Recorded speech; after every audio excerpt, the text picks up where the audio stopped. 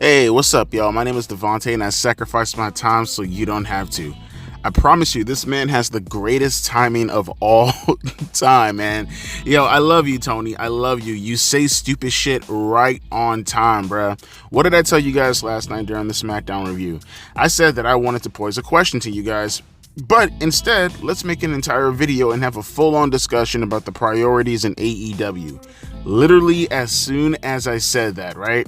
The following day, right now, just a couple of minutes ago, Tony Khan, I guess maybe he made a remark on it on one of the Busted Open Radio interviews. Let me read the article for you real quick. Just perfect timing.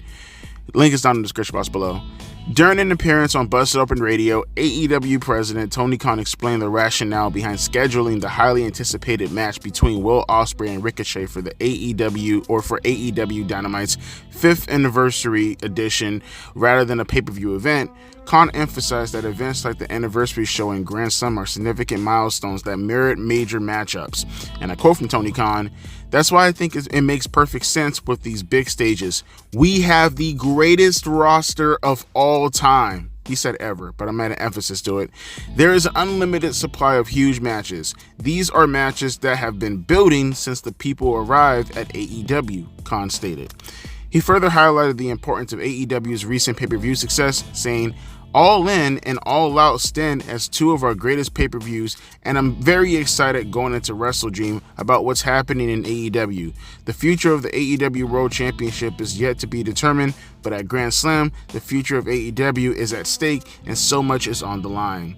And I understand, that's the end of the article right there, that Tony Khan has to overemphasize and he has to build up his own pay-per-view events. It might sound like exaggeration to most people, but he's a promoter, right? Or at least he cosplays as one. The very least you want to do is overemphasize and, at the very least put over very extremely your own card, your own pay-per-view event. But I'll counter-argue with the fact that you don't really necessarily have to do the overemphasizing on whatever event that you have to promote if you just have the quality of the content already there presented for the audience to consume. So he talks about this whole thing of having the greatest roster of all time. Like I said, perfect timing for a topic like this. So, and I know people are going to get upset when I do this because for some reason they hate it when I bring up the Attitude Era. It's so weird, but I'm going to do it anyways because it is arguably the greatest time period in wrestling history, like objectively. You can have your own opinions, but I think the majority of the consensus who would tell you the funnest time in professional wrestling, if you gather them in a group, a higher number will probably suggest to you that Rock and Austin being on top was the more funner time period in professional wrestling. Not to knock the Hogan era. That's a fun time in professional wrestling also, but from a mainstream standpoint, I would argue that wrestling has never been as mainstream as when Austin and Rock was on top. So yes, if you take a grand scheme, and yes, everything is opinionated, but if you take it in the grand scheme approach, I think most people will argue that the Attitude Era was the most appropriate time in order to be a wrestling fan, right? But my point being is, though, let's take them and look at their roster, right? I put a post out this not too long ago telling you about the splits and differences between Rock's Attitude Era and Austin's Attitude Era. Now, the approach at the time as far as the roster is considered, how I always looked at it, was not just figuring out the characters and figuring out where they stand as far as where they relate with most people as far as casual audience members are considered, but, and I always harp on this all the time, the structure and the divisions and being able to make sure that people know their place based off of how they themselves reflect off the audience. If they relate to the audience very, very well, meaning they get huge pops, they draw, they bring in attendance, they have great merchandise, then obviously you want to present them in a higher light. Hopefully, and typically back in the days, those kind of people had a certain type of look about them, right? So you put them in the top of the card, right? And then you have other people who are similar in success, but not bigger than the main events guys, right? So you want to put them in the mid card, the upper mid card, if you will, right? That's where the Jerichos of the world, the Benoits of the world, the Guerreros of the world usually preside in, right? Then you have guys who aren't quite to the success of even those guys, but relatively speaking, they deserve their spot on the card. That's when you want to get the lower mid-card guys.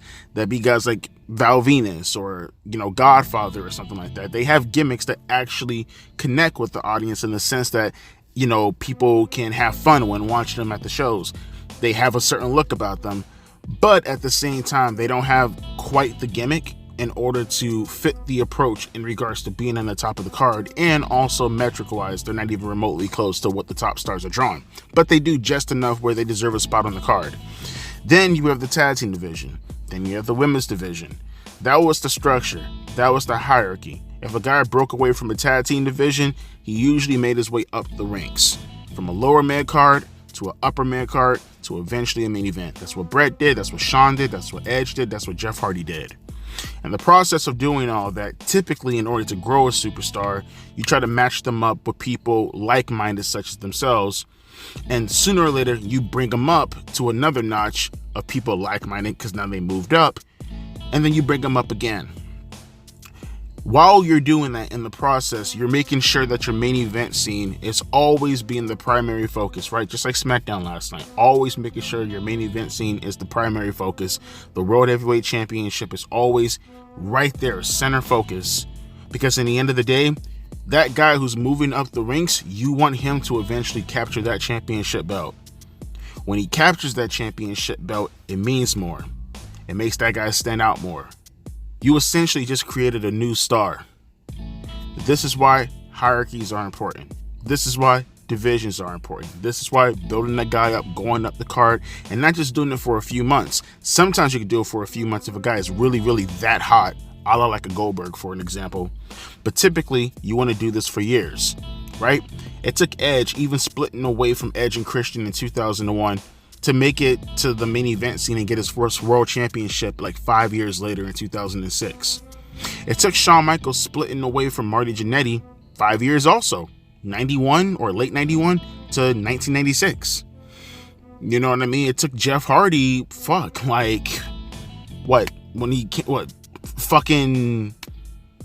almost a decade? You know what I mean? And he had off and on things. Bret Hart took him maybe a little bit less. Bret, it took him probably about a year since he split away from Jim the Anvil Neidhart. But my point being is, though, it took a while to build up to these things. That mindset, as far as how you build those guys up, the people who you build up to go up against them, and the people that you usually try to build up before you have them go up against them, and they have a feud, and you do that throughout the roster, it's how you get people over. That's how you put people in a position where eventually you get a roster, which what I feel is the greatest roster of all time in the year 2000, where you had a world championship division and let's say December, November of 2000.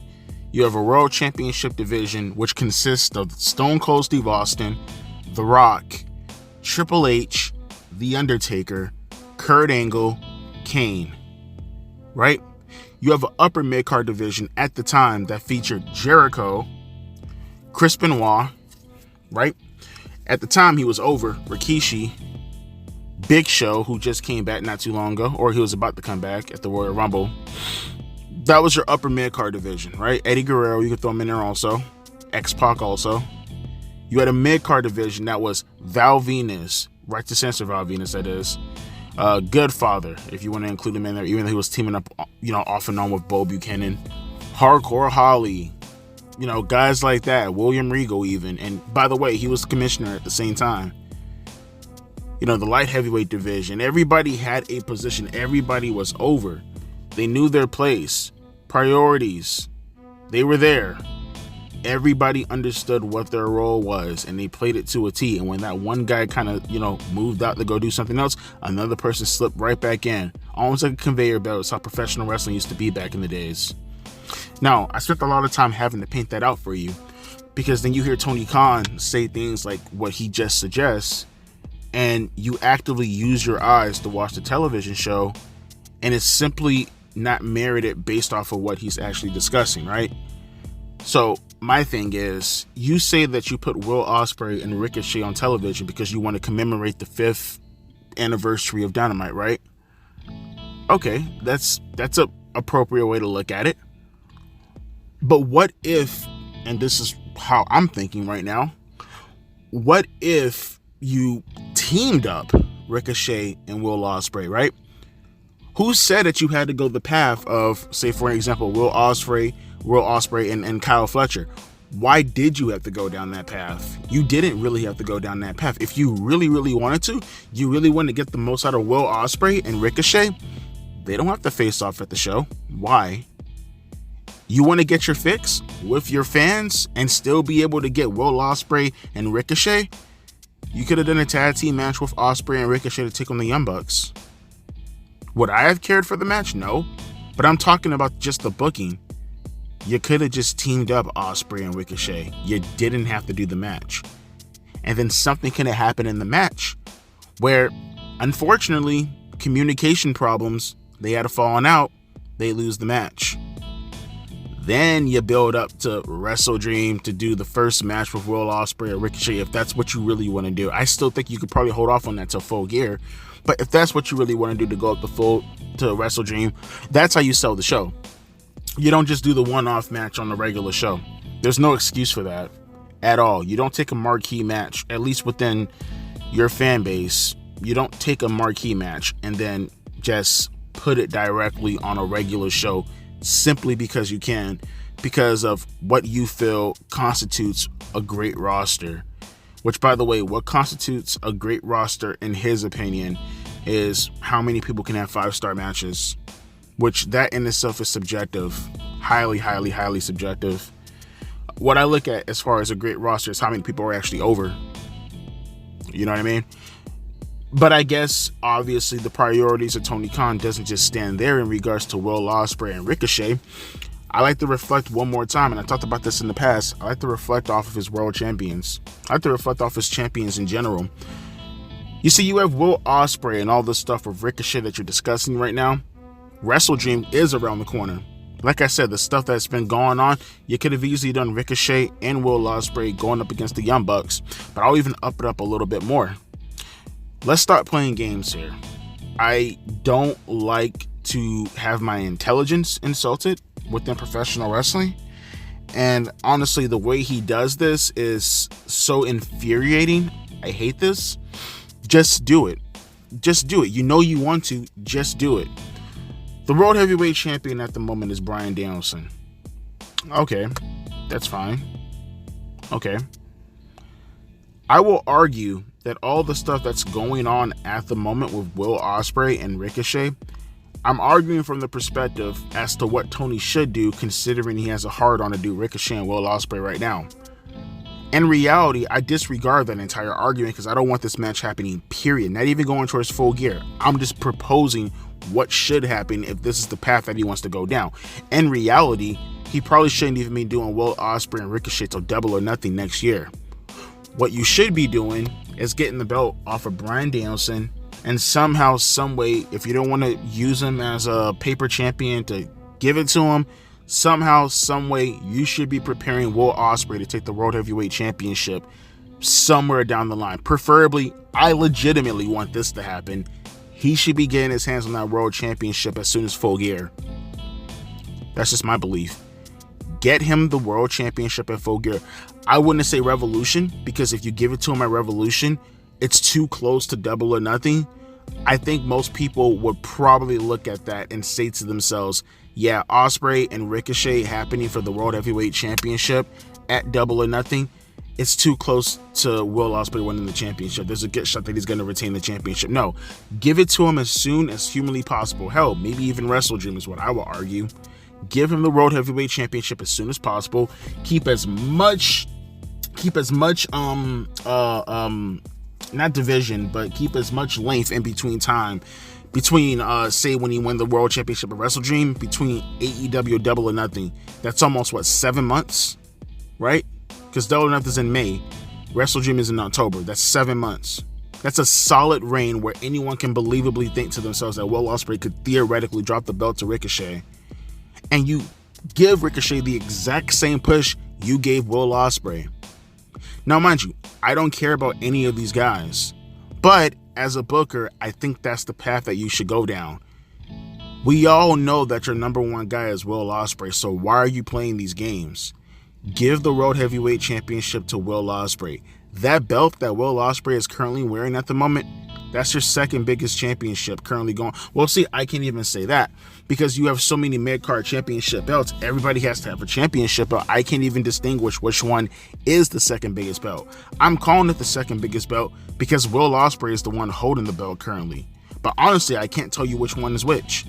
You need to get rid of all your mid-card championships and keep the international championship belt. The Continental Championship needs to go. Kazuchika Okada theoretically should probably be in the main event scene anyways.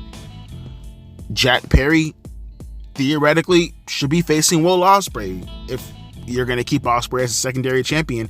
And what I think is Will Ospreay should drop the belt to Jack Perry. Get rid of the TNT Championship. Get rid of the Continental Championship. Will Ospreay in some screwy finish should drop the belt. And who knows? Theoretically, what I would do, I mean, this is just me, maybe the world champion should be a heel at this point in time. Maybe it should be Christian or someone like that. Maybe they can screw Will Ospreay out of the international championship and he can drop the belt to Jack Perry without looking weak, and he can get the belt off of Christian going into Wrestle Dream. If you played your card rights, if you knew what you were doing at this point in time. But like I said, priorities don't mean anything to this company. They just do whatever feels right in regards to whatever match they want to propose. And I don't think that's the way professional wrestling should operate. I don't think you should be prioritizing what makes a good match in regards to just the aspect of the in-ring action versus what you should be doing in regards to getting people to want to watch the match to begin with. And I get it. He has a different audience fan base. His priorities is going to be a little bit different. But then again, I don't even know if that argument even makes any sense, because Tony Khan will say one day that he does this for the sickos, that, oh, well, my fan base is who I usually want to go towards in regards to how I want to book. But then, on the other hand, he'll lead the charge in regards to telling you why ratings don't matter, or while ratings is the only thing that matters, why viewership numbers don't matter. And he'll make up every abstract, arbitrary reasoning as to why something doesn't really fit the narrative in regards to what he wants to paint to you as far as AEW actually doing good. He'll misconstrue every narrative to make it fit as comfortable as humanly possible as to why they're currently doing good at the moment, right? And mind you, just a couple of days ago, fucked up that entire story, got it correct. Allegedly, he did get himself, at least from what it looks like, a deal worth allegedly, as estimated, let me say that, to be around $170 million per year, right? That happens to be the case. Congratulations. I think that's more of an indictment on Warner Brothers Discovery and, you know, the people who are in charge over there. I would like to see the finance, well, I wouldn't really know. Let me not pretend as if I know. I was going to say people in the financing area, but I would like to know who actually wrote up that contract for you. And I would like to know the pros as to why they did that. I don't know why they did that. I mean, I would like to know what's the cost of actually producing Dynamite every week versus them actually getting the money versus the advertisers that are on the show. I would love to see all those metrics that I know they probably won't release to the public. Or maybe they would. They are a publicly traded company, but I think that's more of an indictment on Warner Brothers Discovery than it is on AEW, because honestly, they're not worth the fucking shit that you will wipe your ass with in regards to tissue. They're simply not. And I think that has more to do with the fact that their mind is all over the place when it comes to doing these shows. You know, 1 minute you'll have one guy wrestling. I'll give you a perfect example right now. A perfect example. Now, I understand Swerve Strickland is gone. That's fine. But Heyman Adam Page is still around, right? Okay, that makes sense. You want to capitalize on all the stuff that happened in the Steel Cage match a couple of weeks ago. Fine. Another guy that's gone is MJF.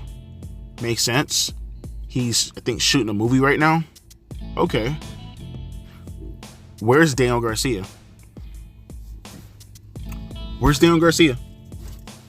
So, let me see if I understand this real quick. The guy that Swerve Strickland wrestled and then he went on vacation, he's on television every week.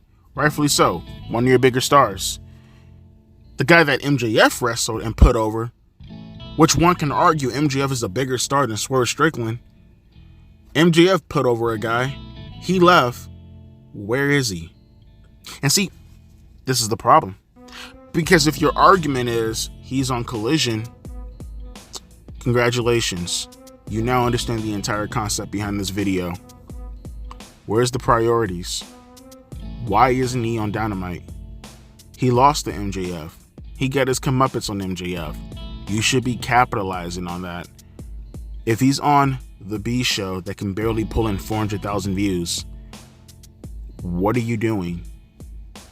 Mind you, I don't give a shit about Daniel Garcia. Again, the topic is about priorities. What are you doing? Why? Because that's why. There's no logical reasoning. Like I said, when it comes to the booking of matches, when it comes to the booking of champions, when it comes to the booking period, as far as going to whatever arena to host a show, it doesn't matter. It's literally because it's a good match. And then you hoard all this talent on the roster, people that you selectively pick from different indie feds, people that you brought over from WWE. You don't even have time to pay attention to your homegrown talent. Meaning the people that you're trying to elevate are people who don't have an identity established with your company. For every one homegrown talent, there's 4 people from MLW or from WWE. It makes no sense. I don't get it. And you keep doing it to yourself every fucking time. You keep shooting yourself in the foot every fucking time. It makes no sense to me. Makes no sense. It's either WWE, MLW, or New Japan Pro Wrestling, or even AAA. Or some Mexican company. I don't know which one they're dealing with this week. It's crazy. I mean, take your champions for an example. Why is half your roster's champions dedicated to different promotions? Right? Think about it for a second. The world champion is Bryan Danielson. Former WWE champion Bryan Danielson. Will Ospreay is a New Japan guy. It's not your guy. Your trios champion is Cesaro, Neville, and Wheeler Yuta. Which, take him out, but my point being is 2/3 of the actual trios champion are former WWE guys. Okay. Your TBS Women's Champion is Mercedes Moné. Kazuchika Okada is the Continental Champion, former New Japan guy. The only actual AEW guys who are champion right now at the moment, you can kind of argue maybe Mariah May, but I think she's even more known from Stardom, right? And the Young Bucks. And Jack Perry. That's it. Mariah May is pretty iffy, but let's just include her just to be safe, because I don't think no one really watches Stardom like that. Really, it's Stardom. I mean, it's Mariah May, the Young Bucks, and Jack Perry. Everybody else is a New Japan guy or a WWE guy. Your priorities are out of whack, my dude. Your champions, your entire roster, your divisions, your stories, your pay-per-views, your matches. None of them have priority to it. But you'll sit here and you'll virtue signal to everybody, and you'll tell everybody why that company is bad and your company is good. And if it's not you, it's your wrestlers doing it. Makes no sense to me. You watch SmackDown and you watch Raw and you see the world champions talked about throughout the entire damn show, with the filler being everybody trying to get their name up there to eventually maybe be in that same spot with those champions being carried throughout the show. Cliffhangers upon cliffhangers. And then you go to Dynamite and you get some random 6-man tag match that legitimately has nothing to do. I mean, what? No, I won't say have nothing to do. You have a random 6-man tag match that gets you nowhere closer to where you want to go going into the next show. Makes no sense to me. But let me know your thoughts down in the comment section below. I talked about this long enough in this video. I just had to get this off my chest.